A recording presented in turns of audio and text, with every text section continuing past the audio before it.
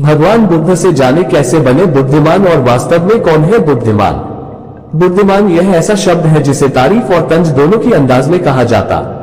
यदि कोई काम बिगड़ जाता है तो उसे तंज कसते हुए कहा जाता है कि खुद को बुद्धिमान न समझो। वहीं यदि किसी कार्य को सफलतापूर्वक कर दिया जाता है या किसी मुश्किल परिस्थिति का हल निकाल लिया जाता है तो हम कहते हैं बहुत बुद्धिमान है।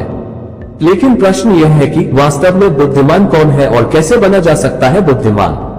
बुद्धिमान से जुड़ी गौतम बुद्ध की कहानी। एक गांव में एक लड़का था जिसका अर्थ लेता था, जबकि उसी चीज को सीखने और समझने के लिए अन्य लोगों को काफी समय लग जाता था। लड़के की यह ख्याति दूर दूर तक फैल गई। सभी लड़के की तारीफ में कहने लगे कि उसके जितना बुद्धिमान कोई नहीं है। लड़का चित्रकारी, मूर्ति बनाना, गीत गाना जैसे अन्य कई चीजों को जानता था। अपनी प्रसिद्धि को बढ़ाने के लिए वह अन्य काम और चीजों को भी सीखने लगा। इस तरह से उसे अपनी बुद्धिमत्ता पर अहंकार हो गया, क्योंकि वह साधारण व्यक्ति होकर कई असाधारण काम भी आसानी से करने लगा था। एक दिन लड़के का सामना भगवान गौतम बुद्ध से हुआ। लड़के को खुद पर खूब अहंकार था और इस कारण उसे किसी से ईर्ष्या नहीं होती थी, क्योंकि वह खुद को ही श्रेष्ठ समझता था। लेकिन पहली बार उसे गौतम बुद्ध को देख ईर्ष्या हुई और वह अपनी तुलना बुद्ध के साथ करने लगता है। वह देखता है कि बुद्ध के पास भिक्षा मांगने के लिए एक कटोरा है और उसके पास अपार धन। बुद्ध ने साधारण वस्त्र धारण किए थे और उसके वस्त्र कीमती थे। बुद्ध नंगे पैर थे और वह नंगे पांव जमीन पर पैर भी नहीं रखता था। इस तरह से लड़का एक नहीं बल्कि कई चीजों से गौतम बुद्ध के साथ अपनी तुलना करने लगा। हर चीज से तुलना करने के बाद वह मन ही मन सोचता है कि आखिर मैं इस भिक्षु के साथ अपनी तुलना क्यों कर रहा हूँ, जबकि इसका और मेरा जीवन बिल्कुल अलग है। वहां मौजूद सभी लोग गौतम बुद्ध का सम्मान कर रहे थे। लड़का सोचने लगा कि आखिर इनमें ऐसा क्या है जो मुझमें नहीं है, जिस कारण मेरे भीतर इनके प्रति ईर्ष्या पैदा हो गई। अपने मन में चल रही जिज्ञासा को शांत करने के लिए वो बुद्ध के पास जाता है। वास्तव में कौन है बुद्धिमान।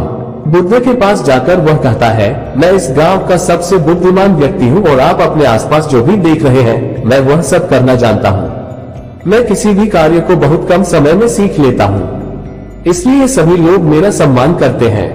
लेकिन फिर भी आपको देख मेरे भीतर ईर्ष्या पैदा हो गई, इसलिए मैं जानना चाहता हूँ कि आपकी उपलब्धि क्या है। सभी आपको इतना आदर सम्मान क्यों दे रहे हैं। लड़के के सवाल का जवाब देते हुए बुद्ध कहते हैं, मेरी कोई उपलब्धि नहीं है, लेकिन तुम कह सकते हो कि मेरी यही एक उपलब्धि है।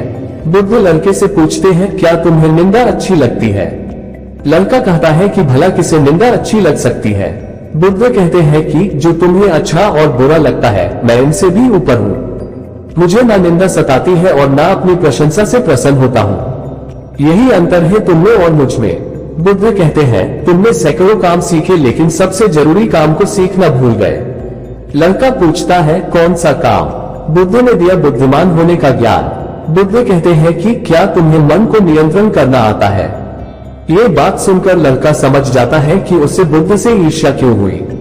बुद्ध कहते हैं, जिसने संपूर्ण जगत जीत लिया लेकिन अपने मन को नहीं जीत पाया उसने कुछ भी नहीं जीता। वहीं जिसने अपने मन को जीता लेकिन अपना सब कुछ गंवा दिया फिर भी उसने सब कुछ जीत लिया। बुद्ध की यह बात सुन लड़के का अहंकार टूट गया। उसने बुद्ध से कहा कि क्या आप मुझे अपने मन को जीतना सिखा सकते हैं।